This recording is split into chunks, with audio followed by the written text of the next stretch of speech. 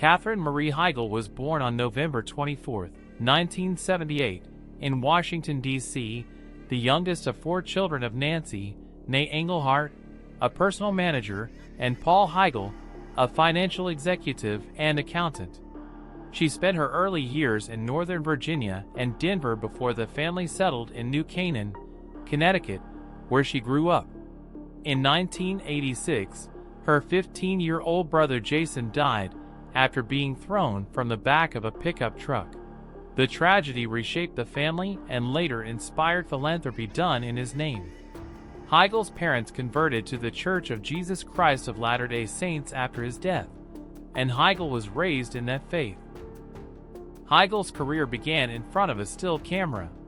Signed with Wilhelmina Models at 9, she appeared in catalogs, Sears, Lord & Taylor, and magazines, an early professionalism that carried her onto film sets as a preteen. Her first screen role was in That Night, 1992, followed by bigger turns in My Father the Hero, 1994, and Under Siege 2, Dark Territory, 1995, plus the body swap TV favorite, Wish Upon a Star, 1996. By the late 1990s, she was toggling between film and television, working steadily while finishing high school. Her first major fan base arrived with the WB/UPN series, Roswell, 1999 to 2002, where she played Isabel Evans, one of 3 teen alien-human hybrids hiding in plain sight. The show built a cult following, and Heigl's profile rose across teen magazines and genre conventions, an apprenticeship in the demands of series TV that would matter later. In 2005, Heigl joined a mid-season medical drama few expected to redefine primetime. Grey's Anatomy turned out to be a juggernaut, and her performance as Dr. Isabel, Izzy Stevens, funny, romantic, impulsive, made her a breakout star. In 2007, she won the Primetime Emmy Award for Outstanding Supporting Actress in a Drama Series, one of the show's signature early honors. The next year, she opted not to submit her work for Emmy consideration, saying at the time that she didn't feel she'd been given material warranting a nomination. The comment detonated 1,000 headlines, shading her public image for years. In 2024, she clarified that she hadn't turned down a nomination. She simply didn't submit her work that season and later regretted the way she handled it. While Grey's made her a household name, 2007's Knocked Up rocket boosted her film career.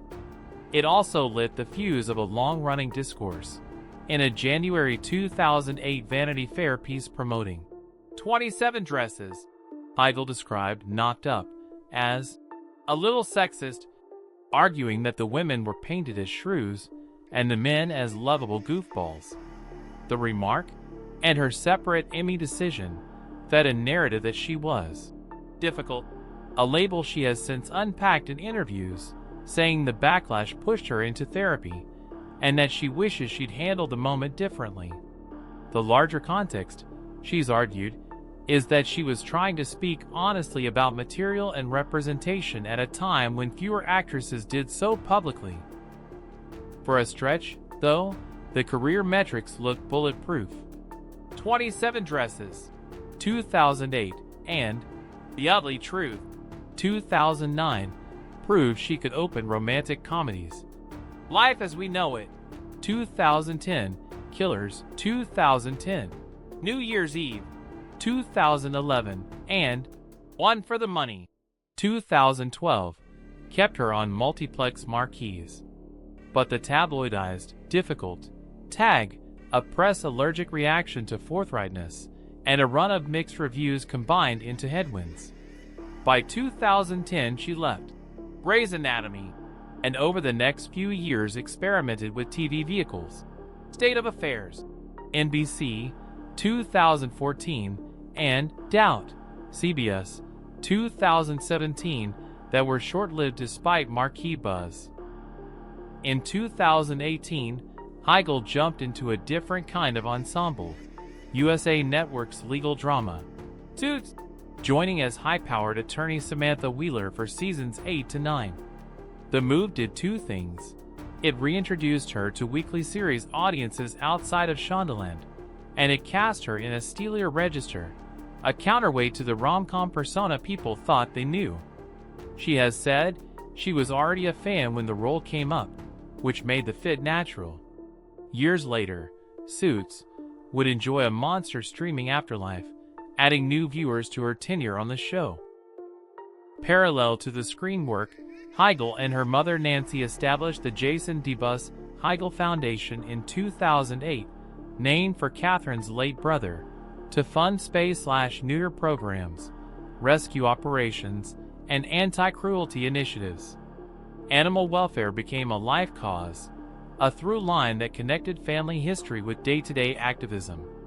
In 2025, the foundation and Heigl were involved in a legal dispute with a rescue partner, Heigl's side alleging defamation and contractual breaches, illustrating how high stakes and fraught modern rescue work can be. By the late 2010s, Heigl was living primarily in Utah with her husband, musician Josh Kelly. They married in 2007 in Park City, raising 3 children, 2 adopted daughters, Nele, 2009, Adelaide, 2012, and a son, Joshua, 2016. The choice to base the family in the Mountain West was intentional. She's spoken often about grounding, privacy, and the sanity that comes from living at distance from Hollywood circus. Then came another reinvention. Firefly Lane, Netflix's adaptation of Kristen Hanna's bestseller, premiered in 2021 with Heigl starring as Tully Hart and executive producing. The role, an ambitious, wounded talk show star navigating female friendship over decades, led her full big-screen charisma into a character-driven streaming arc. In interviews around the show, Heigl said she was done apologizing, ready to narrate her own past rather than be narrated by it. The series ran 2 seasons, concluding in 2023, and helped refract her public image through a different prism, one that recognized ambition and vulnerability as compatible. If you want a single sentence that captures Katherine Heigl in 2025, it might be this: a working actor and producer who survived a decade of outsized narratives about her temperament, redirected the conversation through steady work and clearer storytelling about herself, and turned family and advocacy into a center of gravity rather than a publicity shield. She's not the same person who walked a Vanity Fair red carpet in 2008, but the spine, candor, a bias towards saying the thing out loud, is intact.